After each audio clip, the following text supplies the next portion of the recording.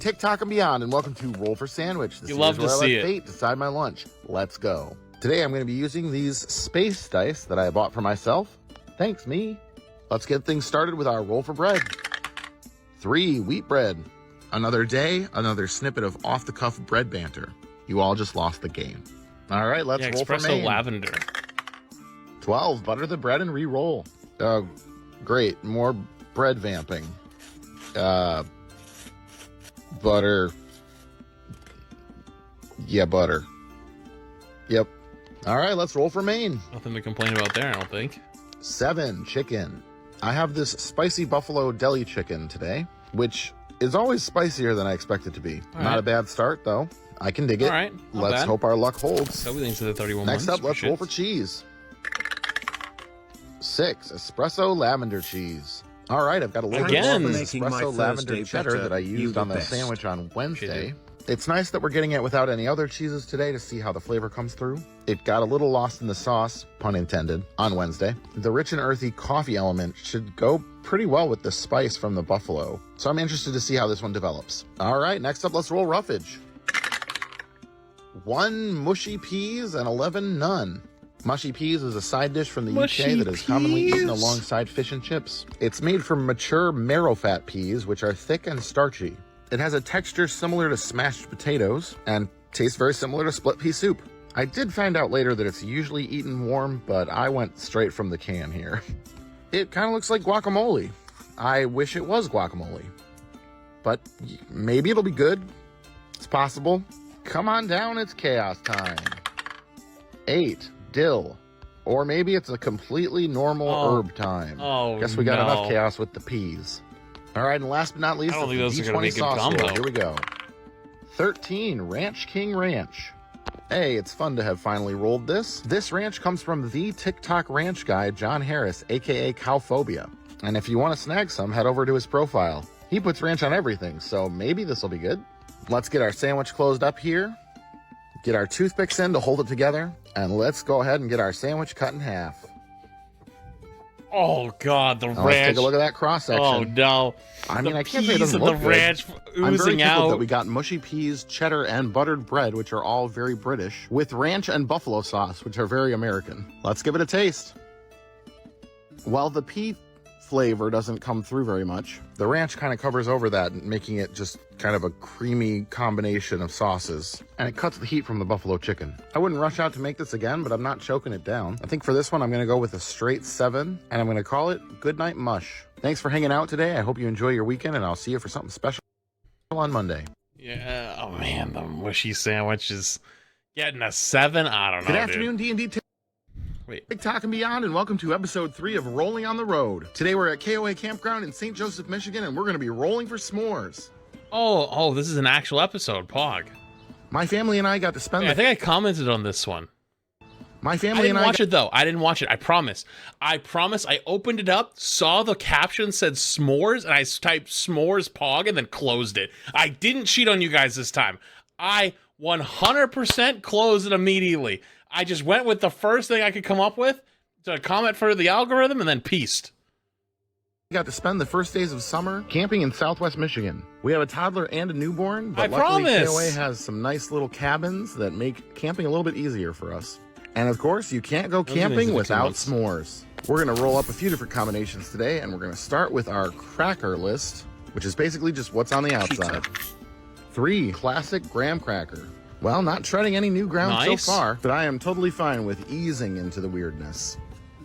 All right, next let's roll for our chocolate. 11 Symphony Bar. Symphony Bar is a milk chocolate bar that has almonds and toffee inside. The chocolate itself is pretty much a regular Hershey bar, just with those inclusions. So still not super far off from a normal s'more. Finally, let's roll for our marshmallow. Could have been better. 5 Vanilla Squares. These are essentially regular marshmallows, but jumbo-sized and shaped like a square, which makes them a little bit easier to make into a s'more. All right, let's start toasting our marshmallow. Wait, did he have an extendo? Good when it comes to marshmallows. I'm not one of the people who likes to just burn them right away. I like to reach a nice golden brown on the outside and make sure it's nice and melty on the inside. Let's get it on our s'more. He's got an extendo stick. Let's put on the hat. And let's take a look. Definitely using these vanilla squares gives us a large ratio of marshmallow to chocolate. It's like making a s'more with two, possibly three regular marshmallows. The almonds and toffee from the Symphony Bar is a nice addition, though. I'm going to give this first one a 7. I'm going to call it Hip to be Square. Wait, he's doing multiple? Let's make another one.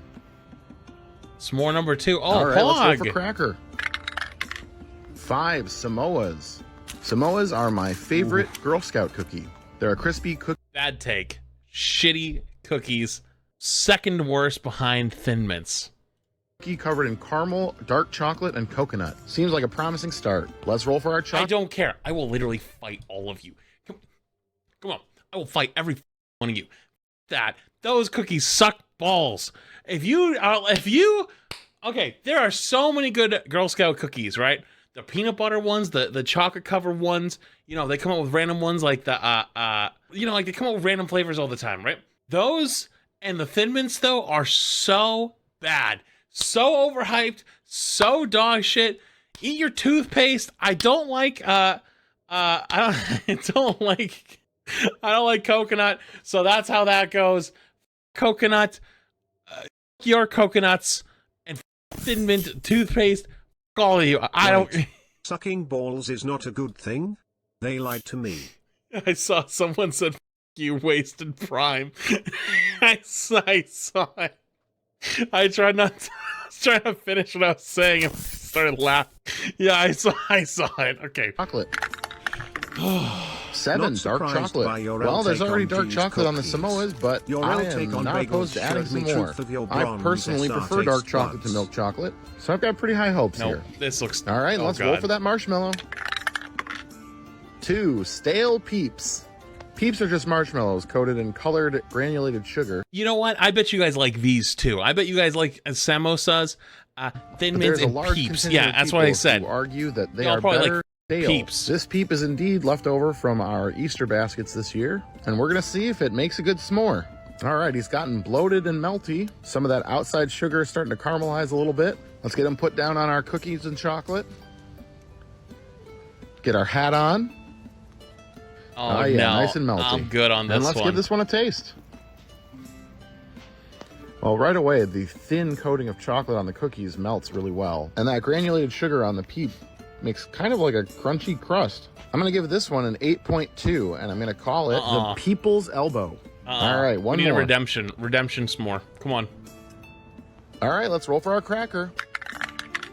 1 Saltines. Well, we couldn't get through completely unscathed, could we? These thin, salty crackers are drier than the Sahara Desert. I like them in soup or when I am What's wrong with saltines? Too sick to get anything else down. Let's roll for our chocolate. 12 Reese's Peanut Butter Cup. All right, hold on. Not only do we have milk chocolate here, but we have some salty peanut butter. That might be one of the better options. Kind of cooking, actually. Here. Hold up. All right, let's roll for our last marshmallow. Hold up. 1 Pumpkin Spice. Ooh. 2 1 rolls in the same those s'more. look good, though. I am unsure about how this is going to go. Well, actually, at least we didn't get the fruit marshmallows, but I was hoping for something a little more neutral. But that's just how the cracker crumbles, I guess. These marshmallows being pumpkin-shaped made them a little bit difficult to toast evenly.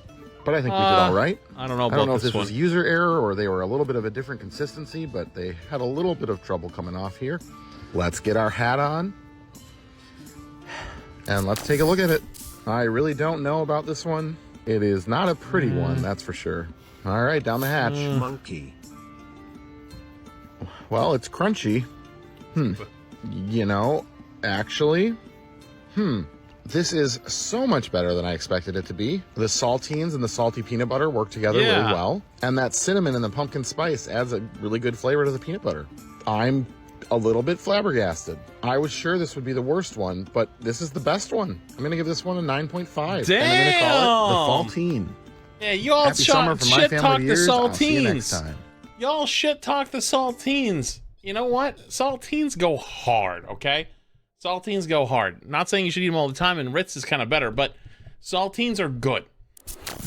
Good afternoon, D&D TikTok and beyond, and welcome to Roll for Sandwich, the series where Flats is about to be murdered by Girl Scouts for his hate of Thin Mints, and I salute I will literally fight all of you. These hands are rated E for everyone. I will. They can all come climbing up. It's gonna be like a 20v1, like King Kong, dude.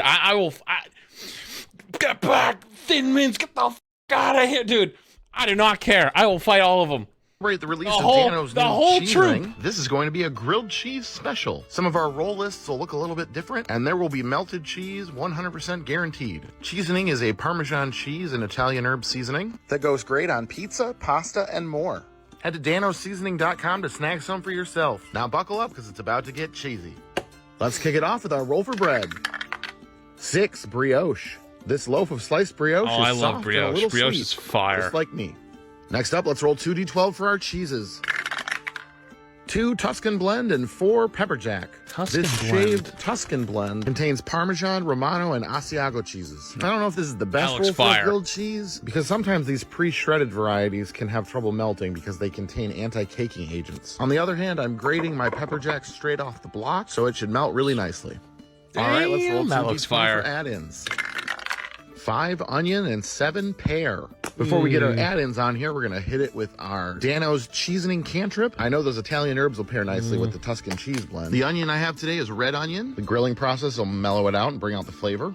Pear is a little bit off the wall, but it'll add a little bit of sweetness and shouldn't really be a dominating flavor. All right, neither last nor least, it's the D20 sauce roll. 9 chamoy. Chamoy is essentially a hot sauce made from pickled fruit, which paired with the pear and onion should give us kind of salsa vibes, I think. All right, and finally, let's roll for our cooking method. 1, oil in bag.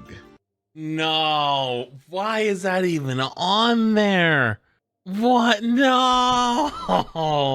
So essentially what I will be doing here is a poor man's sous vide. I don't have the fancy machine or anything like that, so we're just gonna be putting this sandwich in a bag and submerging it in water for a period. No. All right, so it's been about 20 minutes. I've been checking it 20 on and off, minutes! and it seems like maybe the cheese is kind of melting now. Gonna use the EMT method of opening the bag here. One of the major problems with cooking it this way is that the bread is basically still gonna be raw. We're definitely stretching the definition of grilled cheese here. Let's see if we can get a cheese pull. No. Not really. No. Oh, it's so floppy. Well, there's some meltedness. Oh, no. Oh boy, here we go.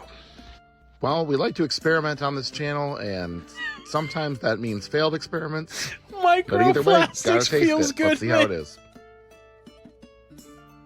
Well, texturally, it's a nope. Oh, and it no.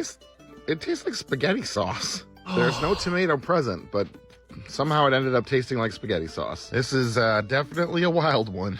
I think I'm going to go ahead and give this one a 4.5, and I'm going to call it Bagman. That's generous. Thanks for hanging out today. Have a good one. I'll see you on... That is generous for whatever that monstrosity was. Oh my lord, that was foul.